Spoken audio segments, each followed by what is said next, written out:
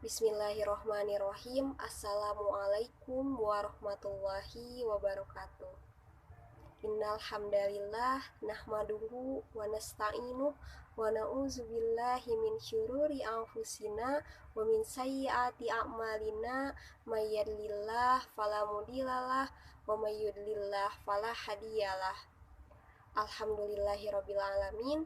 Pada kesempatan ini, saya Elisa Nur Asri, jurusan Manajemen Dakwah semester 6 kelas A, akan memenuhi salah satu tugas terkait dengan UAS, ujian akhir semester mata kuliah Manajemen Keuangan Islam. Baik, pada kesempatan ini saya akan memaparkan salah satu materi, yaitu mekanisme keuangan syariah berbasis jual beli. Salah satunya ialah akad jual beli salam. Nah, salam atau in-front payment sale merupakan pembayaran yang dilakukan di muka. Nah, barangnya diserahkan di kemudian hari. Menurut Sabik, salam berarti jual beli barang yang ditangguhkan dengan menentukan sifatnya ketika akad dan harganya dibayar di muka. Sedangkan menurut Muhammad, salam ialah pembelian barang yang diserahkan di kemudian hari, sedangkan pembayaran dilakukan di muka.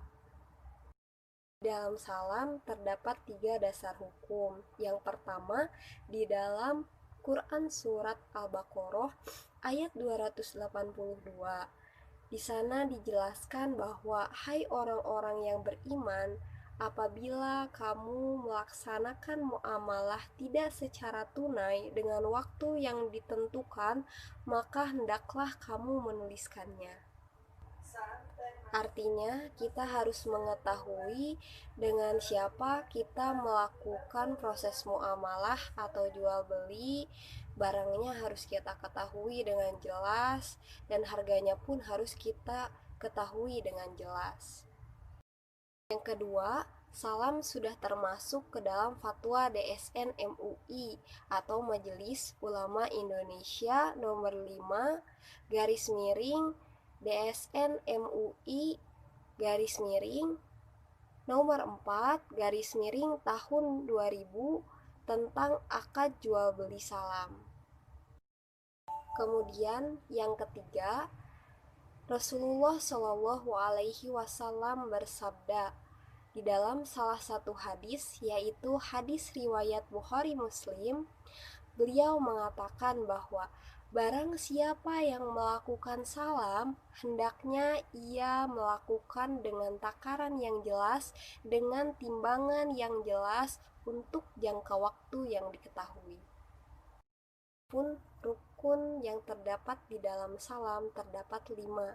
Yang pertama, muslam atau pembeli. Yang kedua, muslam ilaih atau penjual. Yang ketiga ialah muslam fih atau barang yang akan diserahkan. Keempat ialah rasulmal atau harga yang dipesan. Yang terakhir ialah sigot atau bisa dikatakan ijab qabul ataupun serah terima barang. Dalam akad jual beli salam terdapat beberapa ketentuan. Nah, ketentuannya diantaranya ialah ketentuan pembayaran. Yang pertama, alat pembayaran harus diketahui secara jelas. Nah, apa saja alat pembayaran itu? Diantaranya uang, barang, ataupun manfaat. Ketika kita akan melakukan sebuah akad jual beli salam, kita harus mengetahui dengan jelas alat pembayaran tersebut gitu, agar kemudian dapat membawa manfaat baik antara pembeli maupun penjual. Tidak hanya itu, pembayaran harus dilakukan ketika kontrak sudah disepakati.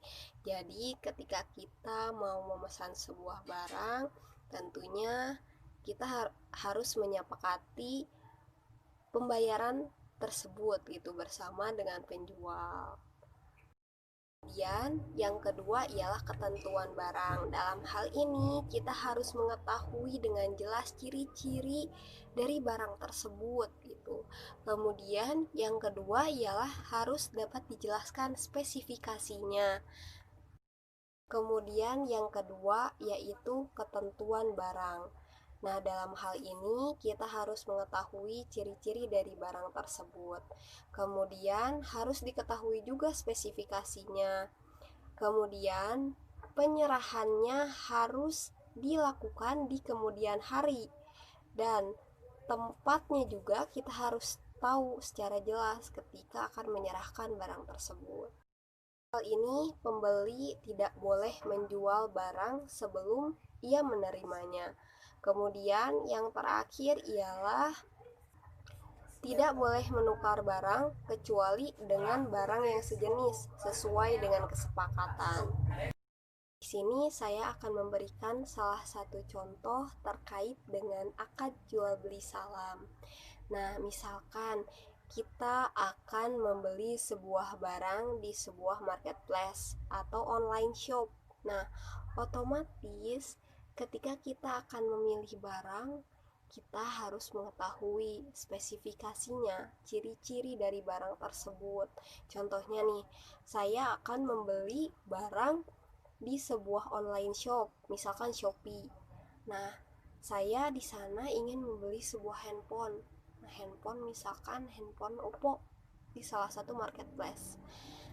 Nah, saya di sana akan melihat dulu barang tersebut apakah masih tersedia sesuai dengan keinginan saya. Misalkan saya pengen Oppo F10. Nah, nanti saya akan melihat barang tersebut spesifikasinya seperti apa misalkan. Nah, ini termasuk dalam ketentuan barang di dalam jual beli salam. Nah, dalam ketentuan barang yang terdapat di dalam akad jual beli salam, kita harus mengetahui spesifikasinya, ciri-cirinya dari apa yang akan dibeli di sebuah marketplace. Kan saya ingin membeli sebuah handphone. Nah, ketika saya sudah memilih dan memasukkannya ke dalam misalkan ke dalam keranjang. Nah, saya di sana harus melakukan pembicaraan bersama penjual. Di situ saya akan menanyakan spesifikasinya dari Oppo tersebut, seperti kameranya seperti apa, RAM-nya seperti apa, sehingga tidak ada kejanggalan ketika barang sudah sampai di rumah gitu. Itu saya juga harus menanyakan harga ke penjual. Nah, di sana penjual akan menjelaskan harga dan ketentuan yang harus dibayar oleh pembeli. Mencapai kesepakatan di antara pembeli dan penjual, maka saya akan membayar barang tersebut melalui ATM ataupun sekarang bisa melalui Indomart, Alfamart atau melalui bank-bank yang mempunyai link seperti BRI Link. Nah, kan salam itu harus dibayar di muka seperti apa yang dikatakan oleh salah satu ahli yaitu Sabik, yang dimana salam itu merupakan akad jual beli barang yang ditangguhkan dan dibayar di muka, kemudian penyerahannya di kemudian hari. Jika sudah terjadi kesepakatan di antara penjual dan pembeli, maka barang tersebut akan diserahkan kepada pembeli pada waktu dan tempat tertentu sesuai dengan kesepakatan. Misalkan kalau melalui online shop di dalam Shopee, saya inginnya langsung ke rumah. Tidak hanya itu, kita juga harus mengetahui waktu kapan kira-kira barang tersebut sampai ke rumah kita. Nah, misalkan kita pesannya hari Senin, kira-kira 3 hari setelah pembayaran pesan itu akan sampai. Nah, berarti hari Kamis barang itu harus sampai ke rumah kita.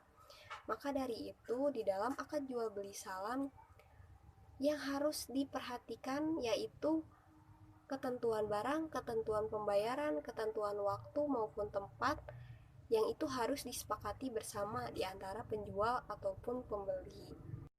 Itu yang dapat saya sampaikan terkait dengan mekanisme keuangan syariah berbasis akad jual beli salam. Mohon maaf apabila terdapat banyak kesalahan. Wallahu muwaffiq ila aqwamit thoriq. Wassalamualaikum warahmatullahi wabarakatuh.